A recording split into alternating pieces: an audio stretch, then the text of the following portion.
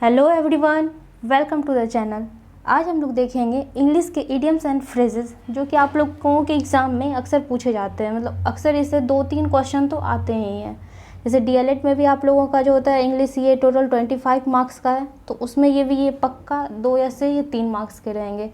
तो हम लोग इसको देखते हैं। ये सारे इम्पॉर्टेंट मैंने लिए हैं। पहला देखते हैं। पहला है bear the palm. Okay, bear the palm का मतलब होता है टू बी विक्टोरियस।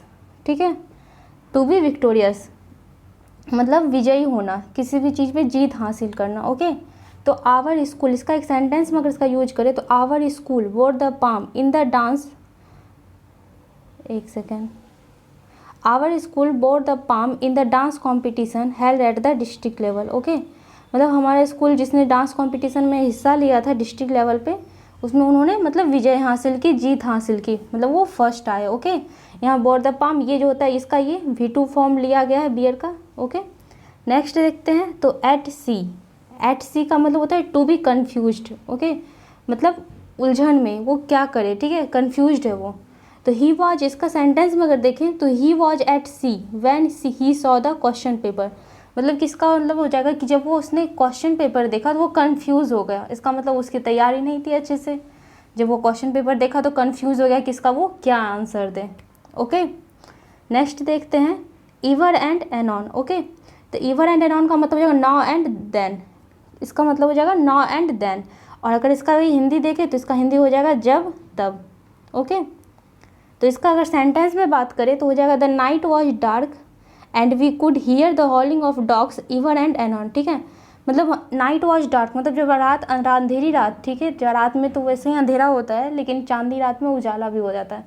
तो इसलिए जब अंधेरी रात थी तो वो क्या करते मतलब अक्सर कभी कभी जब एंड तब वो लोग कुत्ते के गरजना, कुत्ते की भौंकने, उनके चिल्लाने का आवाज़ सुनाई पड़ रहा था। ओके, नेक्स्ट देखते हैं। तो 4 नंबर है sheet anchor. Okay, sheet anchor का मतलब होता है a person or thing to be relied upon in emergency. Okay, a person or thing to be relied upon in emergency, मतलब इमरजेंसी मतलब आपातकाल स्थिति में, ठीक है, जब आपको किसी चीज़ की ज़रूरी हो, इमरजेंसी में हो, तब कोई ऐसी चीज़ या फिर कोई ऐसा इंसान जो आपकी हेल्प करे, तो उसको हम लोग क्या कहेंगे, सी टैंकर।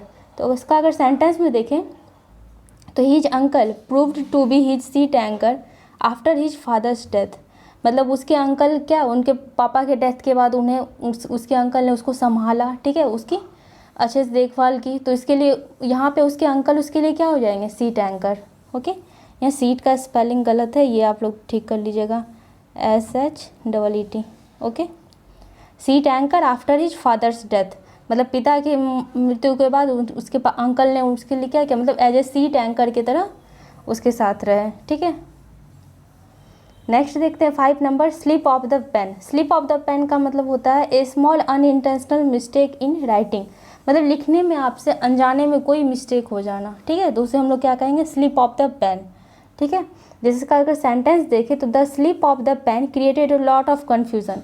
कभी कभी क्या होता है एक सेंटेंस मतलब लिखने में वर्ड के जगह अगर हम कोई एक सेंटेंस या कोई एक लेटर हम लोग इधर से उधर लिख देते हैं, गलती से लिखा जाता है, तो उसे उसके कई बहुत सारे अलग मतलब डिफरेंट मीनिंग आ जाता है उसका। तो यहाँ पे ये करा है कि the slip of the pen created a lot of confusion, मतलब पेन में अनजाने से लिखी हुई एक गलती की वजह से बहुत सारे कन्फ्यूजन क्रिएट हो जाते हैं। ओके, नेक्स्ट देखते हैं 6 number in the red. In the red का मतलब होता है इन डेब्ट, मतलब कर्ज में होना। ठीक है, कर्ज, डेब्ट का मतलब क्या होता है, कर्ज। ओके, तो कर्ज का इन द रेड मतलब कर्ज में होना। The company is in the red due to its unfeasible project. Okay, यहाँ एक वर्ड है, इसका भी मतलब देख लेते हैं। अनफिजिबल मतलब क्या होता है इसका, इनकन्वेंस्ड। ठीक है, इनकन मतलब या फिर जो अव्यवहारिक हो, मतलब जो अच्छा नहीं हो, उसे क्या कहेंगे, अनफिजिबल प्रोजेक्ट। मतलब कंपनी ने क्या किया, मतलब कंपनी अपने मतलब कंपनी चलाने के लिए उन्होंने अच्छे अच्छे प्रोजेक्ट नहीं तैयार किए, जिस वजह से क्या हो गया, कंपनी कर्ज में डूब गई। ओके, कर्ज में भी वो आ गई है।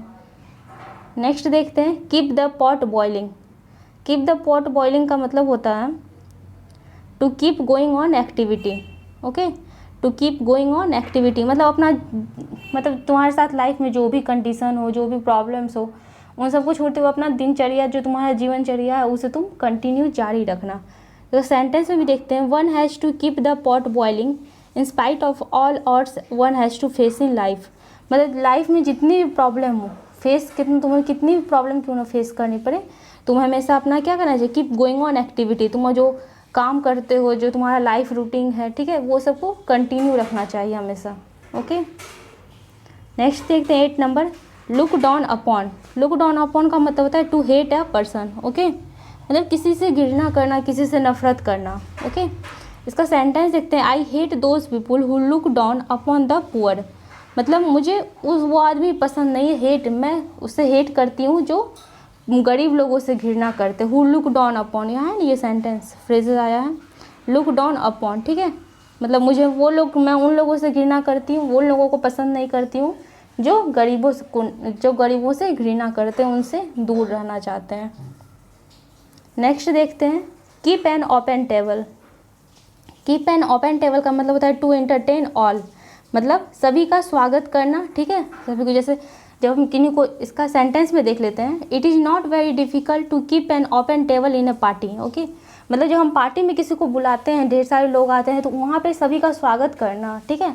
कीप एन ओपन टेबल, सभी को इंटरटेन करना, इन पार्टी में बुलाए हैं तो सभी का इंटरटेन करना, सभी का स्वागत करना, ये उतना डिफ़िकल्ट नहीं है, क्योंकि जब भी हम कोई पार्टी ऑर्गेनाइज़ करते हैं तो उन सब की सुविधा हम लोग मतलब ये सब तैयारी करके रखते हैं कि किस तरह से किसी का स्वागत करना है, किस तरह से उन लोगों को कोई भी मतलब इंटरटेन करना है, उन लोगों को अच्छा लगे ये पार्टी। तो नेक्स्ट देखते हैं, स्क्वायर मील। स्क्वायर का मील का मतलब होता है फुल मील, ठीक है, मतलब पेट भर के भोजन, ठीक है। जैसे इसका सेंटेंस है, a poor person does not get even 1 square mile a day. Okay, 1 square mile a day, मतलब जो गरीब इंसान है आज के टाइम में, मतलब कुछ गरीब लोग ऐसे भी होते हैं जो मतलब दिन भर में एक टाइम का भी पेट भर के भोजन नहीं खा पाते हैं। ओके, तो वही कह रहा है, ए पुअर पर्सन, एक गरीब आदमी, does not get even 1 square mile a day, ठीक है, मतलब वो कभी कभी ऐसा हो जाता है कि वो लोग एक टाइम भी पेट भर के खाना नहीं खा पाते हैं। तो स्क्वायर मील का मतलब हो जाएगा फुल मील। नेक्स्ट है 11 number, strain every nerve. Okay, strain every nerve का मतलब होता है to make every possible effort, ठीक है, मतलब जितना ज़्यादा, मतलब जहाँ तक तुम पॉसिबल कोई भी चीज़ को पाने के लिए या किसी भी चीज़ के लिए तुम जितना तक प्रयत्न कर सकते हो, इफर्ट डाल सकते हो, कोशिश कर सकते हो, उतना करना। Okay, I strain every nerve to get out of the problem. जिस तरह से जैसे हमारे लाइफ में कोई प्रॉब्लम आता है तो उसको सॉल्व करने के लिए हम क्या करते हैं, जितना ज़्यादा हमसे जो भी चीज़ बन पाता है हम करते हैं। तो वही कर, I strain every nerve to get out of the problem. तो हम लोग क्या करते हैं, प्रॉब्लम से निकलने के लिए जितना तरह का कोशिश कर सकते हैं, जिस तरह से कर सकते हैं, हर एक कोशिश करते हैं। ओके, तो स्ट्रेन एवरी नर्व का मतलब हो जाएगा to make every possible effort. Next देखते हैं 12 नंबर, पुट अप विथ, ठीक है। पुट अप विथ का मतलब हो जाएगा टू टॉलरेट, मतलब सहन करना, ठीक है।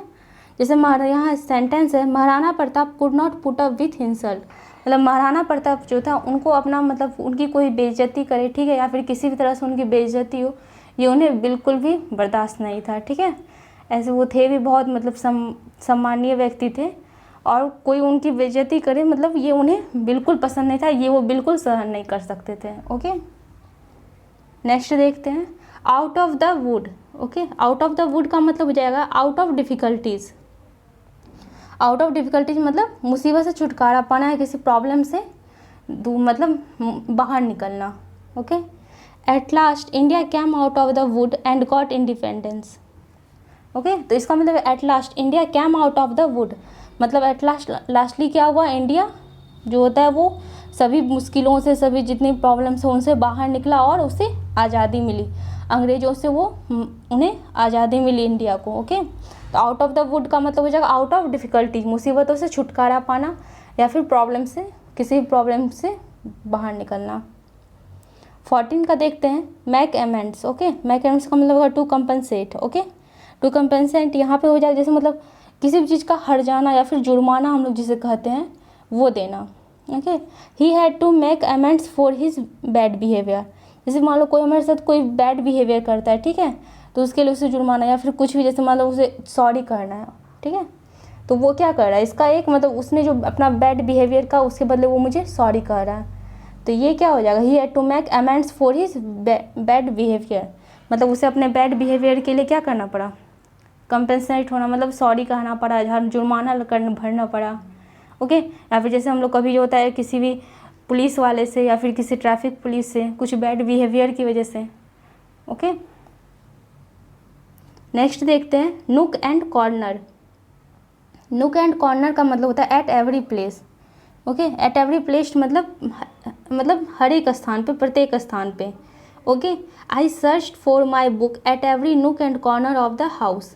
मतलब मैंने अपने घर के हर एक जगह पे क्या किया, मैंने अपने बुक को खोजा, लेकिन मतलब मैंने अपने घर के हर एक जगह पे बुक को खोजा। जैसे कोई पूछा कि तुमने ढूंढा है सब जगह अपने बुक को या नहीं। ओके, तो हम क्या कहेंगे, I search for my book at every नुक and corner of the house.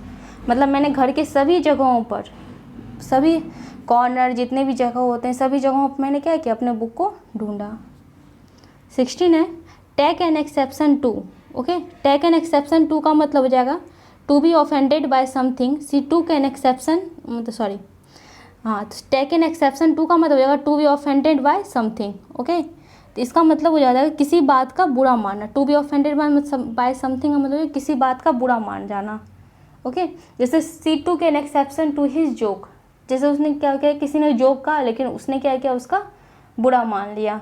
Okay, तो यहाँ पे हम लोग इसका यूज करेंगे C to can exception to his joke. Generally क्या होता है, जोक सुनेगा तो कोई हंसता है, लेकिन वो क्या है कि इस बात का बुरा मान गई। तो यहाँ पे हम इसका यूज करेंगे इस इडियम्स का, take an exception to, it means to be offended by something.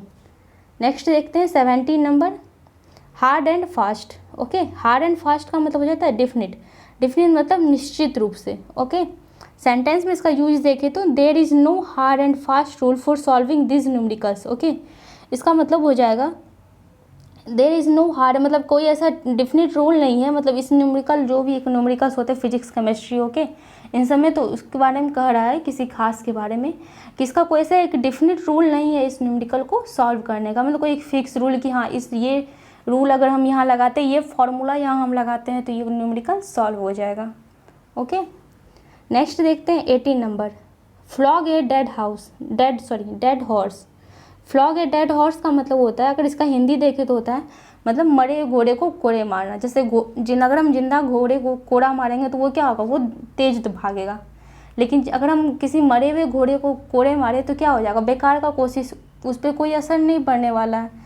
मरे हुए घोड़े को अगर हम कोड़े मारे तो वो क्या, वो मतलब दौड़ेगा नहीं ना। तो यहाँ पे क्या हो जाएगा, टू वेस्ट वंस एनर्जी। इसका मतलब क्या हो जाएगा, किसी की मतलब वहाँ पे बेकार की कोशिश करना।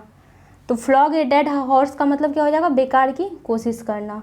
इसका सेंटेंस देखें तो trying to reform a terrorist is like flogging a dead horse. Okay, मतलब किसी आतंकवादी को समझाना या ठीक है आतंकवादी को सुधारने की कोशिश करना। आजकल क्या हो गया, मतलब किसी भी आतंकवादी को सुधारना, उसको एक मतलब एक तरह से मरे हुए घोड़े को कोड़े मारने जैसा है, मतलब उस पर बेकार की कोशिश से उस पर कोई परिवर्तन नहीं होता है। नेक्स्ट देखते हैं 19 number, ducks and drakes. Okay, ducks and drakes का मतलब होता है to waste money. Okay, sentence इसका देखें तो I can not allow you to play ducks and drakes with my hard earn money. मतलब मैंने इतनी मुश्किल से जो मनी पैसा कमाया मैं तुम्हें यूं ही बर्बाद नहीं करने दूंगा। ओके, मतलब मैं तुम्हें ये परमिशन नहीं दे सकता कि मैंने जो इतनी मुश्किल से पैसे कमाए, इतनी मेहनत करके मैं तुम्हें इसे इतनी आसानी से वेस्ट मतलब बर्बाद करने नहीं दे सकता हूँ। ओके, तो डक्स एंड ड्रैग्स का मतलब क्या हो जाएगा, टू वेस्ट मनी, पैसे बर्बाद करना। नेक्स्ट देखिए line 20 number, come across. Okay, come across का मतलब जैसे मीट बाय चांस, अचानक से मुलाकात हो जाना किसी से, अचानक से मिल जाना जिसका हमने सोचा नहीं था, चलते चलते राहों में यूं ही मुलाकात हो गई। ओके, तो नेक्स्ट इसका सेंटेंस देखते हैं, I came across a problem when I was solving the equation. मतलब मैं जब प्रॉब्लम सॉल्व कर मतलब जब मैंने कोई इक्वेशन सॉल्व करा था तो अचानक से एक प्रॉब्लम जो मैंने एक्सेप्ट नहीं किया था कि वो मिलेगा मुझे, वो प्रॉब्लम मुझे अचानक से वो इक्वेशन सॉल्व करते करते एक प्रॉब्लम आ गया। ओके, तो यहाँ पे क्या करा, I came across a problem, मतलब मुझे एक प्रॉब्लम मिल गया इक्वेशन सॉल्व करने टाइम। तो ये 20 थे, 20 सारे मैंने इंपॉर्टेंट कराए हैं, और ऐसा अगर मुझे ऐसा कोई इंपॉर्टेंट लगता है तो मैं उस पर नेक्स्ट वीडियो बनाऊंगी। ठीक है, ये आप लोगों को कैसा लगा बताइएगा। और इसमें मैं लास्ट में आप लोगों के लिए एक क्वेश्चन लिखा है, right the meaning of the idiom, ठीक है। आप लोगों की ये ब्रेक द आइस, इसका मतलब मुझे कमेंट करके बताना है। ओके, देखिए अगर आपको नहीं आता है तो आप गूगल करके इसका सर्च करके याद भी कर लीजिए और मुझे कमेंट करके बताइए, ठीक है। नहीं आता है तो आप याद कर लीजिए और अगर आता है तो आप कमेंट करके मुझे बताइए। ओके, आई होप आप लोगों को वीडियो अच्छा लगा हो। मैं इसका एक क्वेश्चन टाइप में प्रैक्टिस सेट भी लाऊंगी। Okay, next, thank you.